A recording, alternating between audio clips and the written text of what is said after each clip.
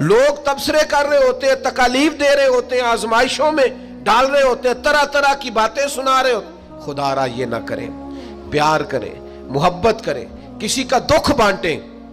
کئی دفعہ نا ہمارے کہہ دینے سے ہی کسی کا مسئلہ حل ہو جاتا ہے، 2 جملے بول دینے سے کسی کا مسئلہ، لیکن ہم نے بھی ایک پکا جملہ پکڑا ہوا ہے کہ سانو کی لگے، میرا کی فائدہ، میں کیوں کراں۔ او بھائی، میرے ابا جی کہا کرتے تھے کبھی کبھی نا پڑوسیوں کے گھر کی آگ اس لیے بھی بجھا دینی چاہیے کہ وہاں نہ بجھی تو کہیں ہمارے گھر بھی نہ آ جائے، اس نیت سے کسی کا مسئلہ حل کر دو۔ لیکن لوگ یہ بھی کرنے کو تیار، مفاد پرستی بڑی عام ہو گئی ہے، خود غرضی بڑی عام ہو گئی۔ ہمارے ہاں لوگوں کو سکھا دیا گیا ہے کہ اپنا نفع پورا کرو جیسے بھی ہوتا ہے۔ اچھی طرح سمجھ لینا، کسی کے بچوں کا حق چھین کے اپنے گھر میں لاؤ گے تو کبھی روشنی نہیں ہوگی، کسی کا گھر لوٹ کے اپنے گھر لاؤ گے تو پیسے تو آ جائیں گے، ہو سکتا ہے مہنگی مہنگی چیزیں بھی آ جائیں، پر سکون نہیں آئے گا، اطمینان نہیں آئے گا۔ یہ کیسے ہو سکتا ہے کوئی تیری وجہ سے روئے اور تو ہنسے؟ یہ ممکن نہیں ہوتا۔ وَمَا أَصَابَكُم مِّن مُّصِيبَةٍ فَبِمَا كَسَبَتْ أَيْدِيكُمْ، اللہ فرماتا ہے تمہیں جو مصیبتیں پہنچتی ہیں تمہارے ہاتھوں کی کسب کی وجہ سے پہنچتی ہیں۔ وَيَعْفُو عَن كَثِيرٍ، بہت ساری باتیں تو اللہ معاف کر دیتا ہے۔ میرے عزیز، تھوڑا سا نہ دیکھیں کہ ہم کسی کی تکلیف میں کتنی آسانی کر سکتے ہیں، اس کی پریشانی کو کتنا دور کر سکتے ہیں۔ ہمارے کردار ادا کرنے سے کسی کو کیا فائدہ ہو سکتا ہے؟ جو دکھوں میں گھرے ہوئے لوگ آئے نا، ان پر توجہ کرو، جو آزمائشوں میں ڈوبے ہوئے لوگ آئے ان پر توجہ کرو۔ ہمارے رشتہ داروں میں، ہمارے دوستوں میں، ہمارے محلے داروں میں، ہمارے جاننے والوں میں بہت سارے لوگ ایسے ہوتے ہیں جن پر آزمائشیں آتی ہیں، وہ تڑپ تڑپ کے ان کا مقابلہ کرتے ہیں، لیکن ہم آگے بڑھنے کے قابل ہوتے ہیں، بازو تھام سکتے ہیں، تسلی دے سکتے ہیں، ہم توجہ نہیں کرتے۔ حضرت عبداللہ ابن عباس رضی اللہ تعالیٰ عنہ مسجد نبوی میں اعتکاف بیٹھے تھے، امام بہقی روایت لائے، تو آپ نے دیکھا ایک صاحب نا مسجد نبوی شریف میں تشریف لائے اور ایک کونے میں بیٹھ کے نا تو بڑی پریشانی سے انہوں نے گردن جھکا لی۔ تو حضرت عبداللہ ابن عباس ان کے قریب گئے اور جا کے کہا میاں کیا بات ہے، کیوں پریشان ہو؟ تو اس بیچارے کی آنکھوں میں آنسو آ گئے، رو کے کہنے لگے مقروض ہوں، ایک وعدہ کر لیا تھا کہ آج پیسے لوٹاؤں گا، آج میرے پاس رقم نہیں بنی، اب وہ صاحب آئیں گے اور پھر مجھے سخت جملوں سے نوازیں گے، تکلیف میں ہوں۔ مقروض بیچارہ قیدی ہوتا ہے۔ فوراً حضرت عبداللہ ابن عباس حضور علیہ السلام کے چچا کے صاحبزادے، میرے کریم محبوب کے عظیم صحابی حضرت عبداللہ ابن عباس فرمانے لگے میں اگر چلوں تو تیرا مسئلہ حل ہوتا ہے؟ انہوں نے کہا حضور کمال ہو جائے گی۔ تو 1 منٹ نہیں لگایا، حضرت عبداللہ ابن عباس مسجد سے نکلے، جوتے پہن لیے، جلدی سے وہ سائل بولے، کہنے لگے حضور رکیے گا رکیے گا، شاید آپ کو یاد نہیں رہا آپ اعتکاف میں تھے، شاید آپ بھول گئے آپ اعتکاف بیٹھے ہوئے۔ تو اب حضرت عبداللہ ابن عباس کی آنکھوں میں آنسو آئے، فرمانے لگے میں بھولا نہیں، مجھے یاد ہے، مجھے اعتکاف یاد ہے۔ اور پھر حضور کی قبر نور کی طرف اشارہ کر کے کہنے لگے ابھی زیادہ دیر نہیں ہوئی کہ میں نے اس مزار میں آرام فرما محبوب سے خود سنا ہے کہ جو کسی بھائی کی مشکل میں اس کے لیے آسانی کر دے گا، اللہ 10 اعتکاف کرنے سے زیادہ ثواب عطا کرے گا۔ تو 1 کا ثواب لوں کہ 10 کا لوں؟ میں تیرے ساتھ چلتا ہوں تاکہ مجھے بڑے اعتکاف کا ثواب ملے۔ یہ وہ تعلیمات ہیں جو نبی کریم نے عطا کی ہیں، یہ وہ تعلیمات ہیں۔ اتنی بڑی تعداد میں آپ آئے ہیں، اتنے سارے لوگوں میں سے اگر ہم چند بھی بدل جائیں کہ آج کے بعد ہم اپنا رویہ بدلیں گے، لب و لہجہ بدلیں گے، انداز بدلیں گے، ہم اپنے ذاتی اخراجات کو تھوڑا سا کم کریں گے۔ آج کل مسئلہ ضروریات کا نہیں، خواہشات کا ہے۔ کھانا تو سب کیا چلتا ہے، لیکن مسئلہ یہ ہے کہ اچھا کھانا پکا ہوئے بھی ہو تو رات کو فاسٹ فوڈ کھانا ہے، کپڑے بہترین ہیں، پھٹے نہیں، کچھ بھی نہیں، لیکن یہ کہ ڈیزائن بدل گیا ہے، لیکن یہ کہ میں پہلے بھی پہن کے فلان جگہ پہ گیا تھا، لیکن یہ کہ وہ کیا کہے گا کہ اس کے پاس ایک ہی جوتے ہیں، ساری زندگی بندے راضی کرنے پہ لگا دی اور وہ پھر راضی نہیں ہوئے۔ کچھ ٹائم لگا رب رسول کو راضی کرنے پر، کچھ دیر کے لیے اللہ کی رضا والے کام بھی کر، تو تھک گیا ہے بندوں کو مطمئن کرتے کرتے، کچھ نہیں بنا۔ یہ کچھ لوگوں کو شوق ہوتا ہے نا، میں مشہور ہو جاؤں، میرا نام ہو جائے، تو آپ جتنی مرضی تصویریں کھینچ لیں نہیں مشہور ہو سکتے۔ یہ تبھی ہوگا جب کریم چاہے گا۔ ان الذین آمنوا وعملوا الصالحات سیجعل لهم الرحمن ودا، رب کہتا ہے جو ایمان لانے کے بعد نیک عمل کریں گے میں لوگوں کے دلوں میں محبت پیدا کر دوں گا۔ یہ کوئی وجہ ہوتی ہے، یہ کوئی حکمت ہوتی، یہ کوئی سبب ہوتا ہے۔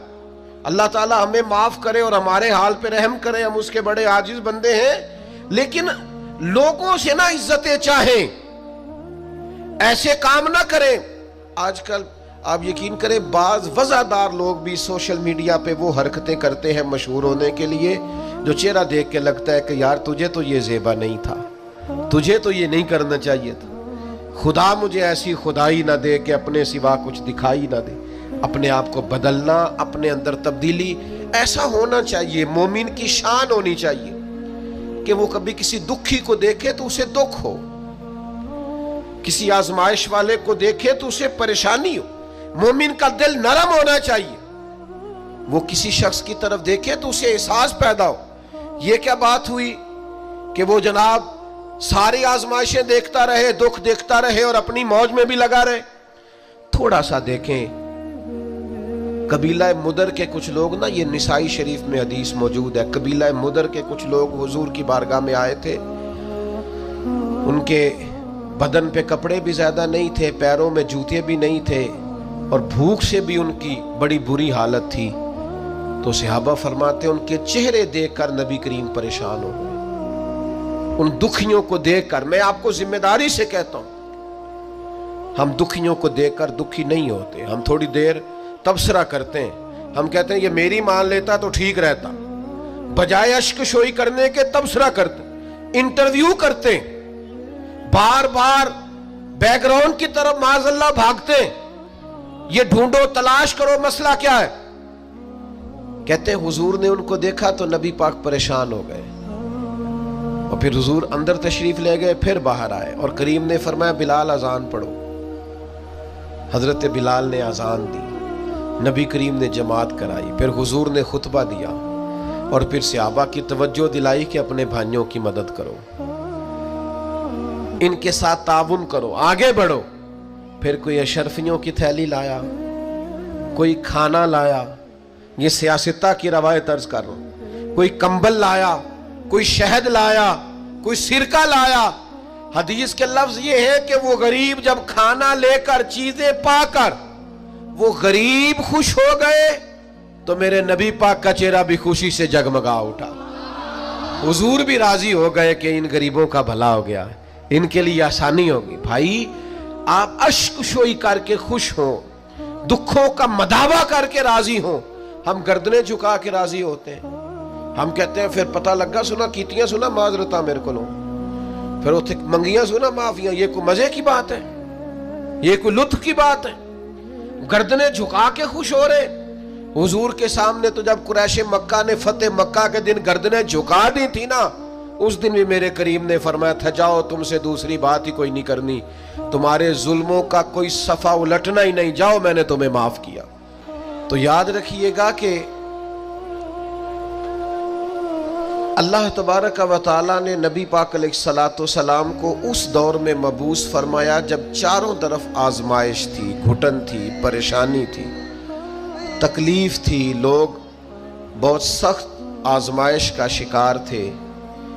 تو ظاہر ہے بڑی جلدی تو انہوں نے ٹھیک ہونا نہیں تھا، بڑی جلدی تو ساری چیزیں بدل نہیں جایا کرتی۔ تو اللہ تعالیٰ نے نا پھر اپنے نبی کو بڑی عظیم شانیں عطا فرمائی، اور ایک مقام پہ قرآن مجید نے ارشاد فرمایا کہ فَبِمَا رَحْمَةٍ مِّنَ اللَّهِ لِنْتَ لَهُمْ، اے محبوب اللہ کا کیسا فضل ہوا، رب کی کیسی مہربانی ہوئی کیا آپ اپنے غلاموں کے لیے نرم دل ہو گئے؟ وَلَوْ كُنْتَ فَظًّا غَلِيظَ الْقَلْبِ، اگر آپ تند مزاج ہوتے، سخت دل ہوتے، اگر تند مزاج اور سخت دل ہوتے، لَانْفَضُّوا مِنْ حَوْلِكَ، تو یہ آپ کے گرد سے پریشان ہو کر بکھر جاتے۔ آپ کے مزاج کے اندر، آپ کی طبیعت کے اندر جو اللہ نے نرمی رکھی ہے، آپ کے دل کے اندر جو دوسروں کے لیے درد رکھا ہے، آپ کی طبیعت کے اندر جو دوسروں کے لیے احساس رکھا ہے، عزیز بھائیوں آپ کو پتہ ہے کہ کسی کا احساس صرف یہ نہیں ہوتا کہ اس کو پیسوں کی ضرورت ہے تو پیسے دے دیے جائیں، کسی کا احساس صرف یہی نہیں ہوتا کہ اس شخص کو نوکری کی ضرورت ہے تو اسے نوکری دلا دی جائے، صرف یہی احساس نہیں ہوتا کہ وہ شخص پریشان ہے تو اس کا دکھ سن لیا جائے۔ یاد رکھیے گا، گمراہ کو رستہ دکھانا بھی بہت بڑی نیکی ہے۔ جس کا ذہن وسوسوں کا شکار ہو اسے یقین کامل کی طرف لانا، یہ بھی بہت بڑی نیکی۔ جب انسان بدخلق ہو جائے، وہ ماں سے بھی سختی سے بات کرے، باپ سے بھی تلخی سے بات کرے، وہ اپنے بال بچوں پر بھی سختی کرے، اس کے لب و لہجے اس طرح کے ہو جائیں کہ سب اس سے پریشان ہو، تو اس شخص کو مروت والا بنا دینا، اخلاق والا بنا دینا، اسے اعلیٰ اسلوب والا بنا دینا، یہ بھی اس کے ساتھ بہت بڑا پیار ہے۔ میرے نبی کریم کا کمال پتہ کیا ہے؟ رسول پاک علیہ السلام نے اس طرح کا رنگ دکھایا ہے کہ جو گمراہ تھے نا، وہ دوسروں کو ہدایت کی طرف متوجہ کرنے والے بن گئے، خود نہ تھے جو راہ پر اوروں کے ہادی ہو گئے، جن کی وجہ سے ان کے گھر والے تکلیف کا شکار تھے، آزمائش کا شکار تھے، ان سب کو نبی پاک علیہ السلام نے اپنے اہل خانہ کے ساتھ محبت کرنے والا بنا دیا، اور اس طرح کے انداز حضور نے بتائے، اس طرح کے طور طریقے سکھائے، اس طرح کا نبی پاک علیہ السلام نے لوگوں کو سمجھا دیا، سکھا دیا۔ یعنی ایک شخص نے آ کے عرض کیا، یا رسول اللہ میں جہاد پہ جانا چاہتا ہوں، تو حضور علیہ السلام نے اس سے فرمایا تیرے ماں باپ حیات ہیں؟ یا رسول اللہ ہے۔ فرمایا تو گھر جا کے ان کی خدمت کر، گھر بیٹھے بیٹھے ہی اللہ تجھے جہاد کا ثواب عطا فرمائے۔ تو میں آپ کی خدمت میں عرض کر رہا تھا کہ نبی پاک صلی اللہ تعالی علیہ وسلم نے لوگوں کے رخ ہدایت کی طرف پھیرے، اور یہ حضور کے سینے کا بہت بڑا درد تھا کہ لوگ اللہ والے ہو جائیں، وہ گمراہی سے بچ جائیں، وہ دوزخ سے بچ جائیں، ان کے جو بکھرے ہوئے ذہن ہیں اور جو وسوسے ہیں وہ سارے دور ہو جائیں، ان کی ذہنی تربیت ہو جائے، ان کے لب و لہجے میں حسن آ جائے، کوئی اخلاق سے دور ہے تو اخلاق والا بن جائے۔ وہ ساری چیزیں جو کسی شخص کے لیے آزمائش کا باعث بن سکتی ہیں، حضور فرماتے ہیں کہ میری اور تمہاری مثال اس شخص کی طرح ہے جس نے آگ جلائی تھی اور پتنگے اس میں آ کے گرتے تھے، اور وہ نہ لوگوں کو بار بار بچاتا تھا کہ قریب نہ جاؤ جل جاؤ گے، قریب نہ جاؤ جل جاؤ گے۔ حضور فرماتے ہیں تم بھی دوزخ کی طرف جاتے ہو اور میں تمہیں بار بار بچاتا ہوں، قریب نہ جانا جل جاؤ گے، یہ کام نہ کرنا جل جاؤ گے، یہ کام نہ کرنا جل جاؤ گے، بار بار میں تمہیں بچاتا ہوں، سمجھاتا ہوں۔ تو میرے عزیز نبی پاک صلی اللہ تعالی علیہ وآلہ وسلم لوگوں کی تربیت فرماتے، لوگوں کو ایک دوسرے سے جوڑتے، آزمائشوں سے انہیں نکالتے۔ ہم نہ توجہ نہیں کرتے لوگوں کی تکالیف پر، ہم نہ ایک عجیب سی شہرت کے شوقین ہو گئے، عجیب سی تعریفوں کے شوقین ہو گئے، عجیب ہمارا۔ میں نے بچے سے منع کر دیا، میں نے کہا میرا اعلان بھی نہ کرنا، مطلب 2-4 دفعہ اپنا نام سن کے، القاب سن کے، قبلہ ہیں، علامہ ہیں، پیر ہیں، کتنی کو نفس کو تسلی دے لینی۔ چیزوں سے نکل آئیں، اب حقیقتوں کی طرف آئیں، سادگی کا وہ حسن اختیار کریں جس میں برکات ہوتی، وہ چیزیں لے کے آئیں جس سے ٹھنڈک پیدا ہوتی۔ ہر چیز کو شو آؤٹ کرنا، ہر چیز کو بتانا، دکھانا، سجانا، سنوارنا، تھوڑا سا اس سے باہر نکلیں۔ حقیقت کا سفر کرنے کی ضرورت ہے۔ یہ لوگ دیتے ہیں نا غریبوں کو بانٹتے ہیں، سیلاب آ گیا، آزمائش آ گئی، راشن، تو ایک آٹے کی گتھی بٹ رہی ہوتی ہے، ایک لینے والا ہوتا ہے اور 6 نے ہاتھ رکھے ہوئے ہوتے ہیں۔ اگر تو آپ اللہ کی رضا کے لیے دے رہے ہیں تو پھر تو ضرورت نہیں تھی ان ساری تصویر سازیوں کی، اور اگر آپ کا کوئی اور مقصد ہے تو پھر بھائی کیا کہا جا سکتا ہے، پھر کیا سمجھایا جا سکتا ہے۔ ہمیں غور کرنے کی ضرورت ہے کہ ہم نہ ساتھ بھی دیتے ہیں تو مالداروں کا، ہم کھڑے بھی ہوتے ہیں تو تگڑے لوگوں کے ساتھ۔ وہ غریب آدمی جو الجھ جاتا ہے، مسائل کا شکار ہو جاتا ہے اور اتنا اعصابی طور پر تھک جاتا ہے کہ معاذ اللہ خودکشی تک کا لوگ سوچنے لگتے ہیں۔ یہ دیکھیے نا سیاستہ میں روایت ہے، حضرت ابو سعید خدری رضی اللہ تعالیٰ عنہ بیان فرماتے ہیں، ایک تاجر تھا، اسے بہت زیادہ نقصان ہو گیا تجارت میں، وہ خسارے میں آ گیا اور وہ بڑی آزمائش میں آ گیا۔ آپ کو پتہ ہے جب تک تو انسان بڑا مالدار ہوتا ہے تو اس کے دوست بھی بڑے ہوتے ہیں، دعوتیں پکتی ہوں تو آنے جانے والوں کی کمی نہیں ہوتی، لیکن اگر انسان کمزور پڑ جائے، نقصان ہو جائے، اگر اسے نقصان اور خسارے ہو جائیں تو وہ تیری آنکھ ہو یا سنگ ملامت کی چبھن، کون پہنچا ہے میرے درد کی گہرائی تک، دور شہرت میں تو یاروں نے کیا یاد بہت، پر ساتھ آیا نہ کوئی کوچہ رسوائی تک، ساری عمر آٹا گد ہے لکھاں کیتے نہیں پیڑے، اب وقت آیا ہی تے محمد بخشا کوئی بھی نہیں بیٹھا نیڑے۔ چھوڑ جاتے ہیں لوگ، اسے خسارہ ہو گیا، تکلیف ہو گئی، قرضے چڑھ گئے، آزمائش آ گئی۔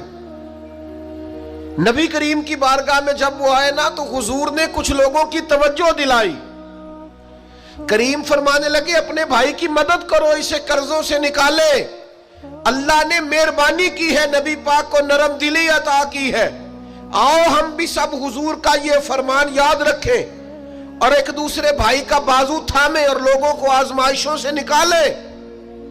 حضور نے فرمایا مدد کرو، تھوڑے تھوڑے پیسے سے آبا نے جمع کیے، لیکن وہ حالات بڑے سخت تھے، اتنے پیسے نہ ہو سکے کہ قرض ادا کیا جا سکے، قربان جائیں۔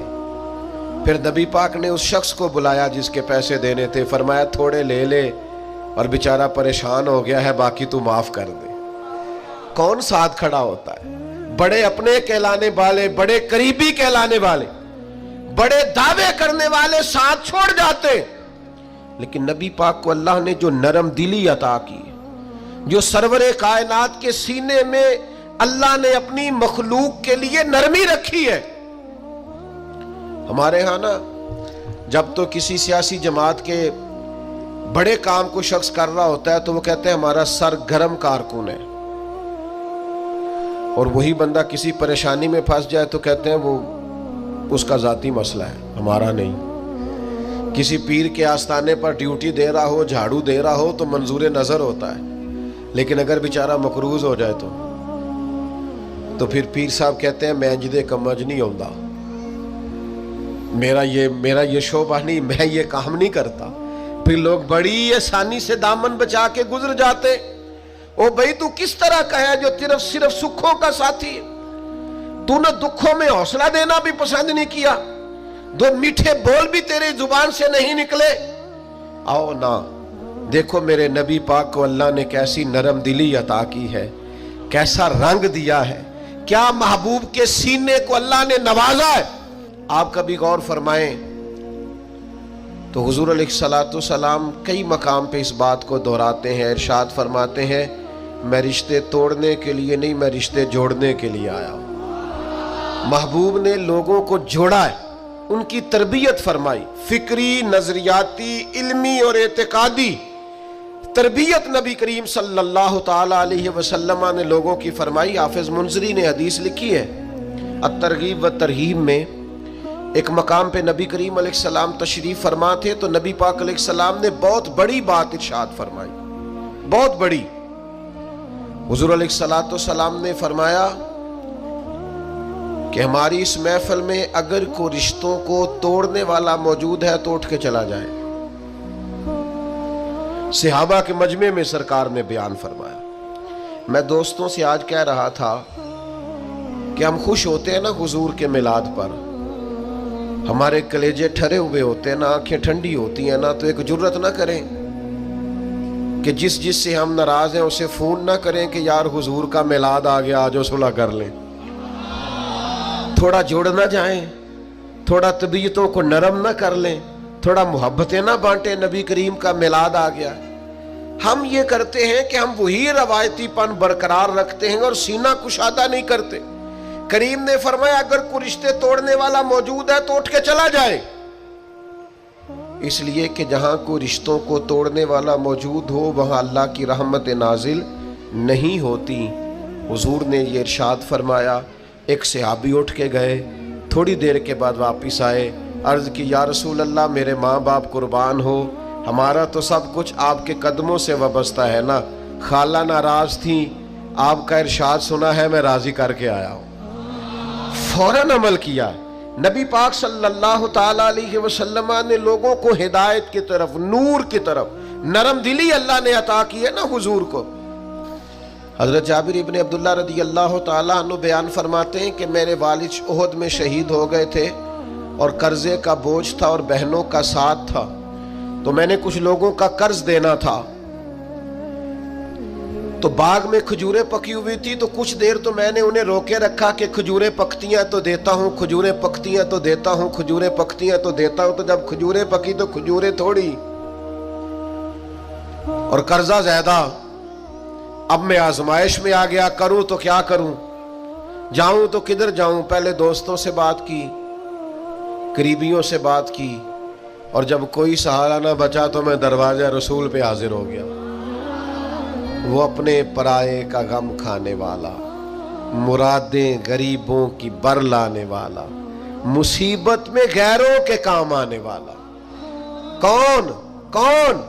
وہ نبیوں میں رحمت لقب پانے والا۔ میں حضور کی بارگاہ میں گیا، یہ وہ بارگاہ عالی مرتبت ہے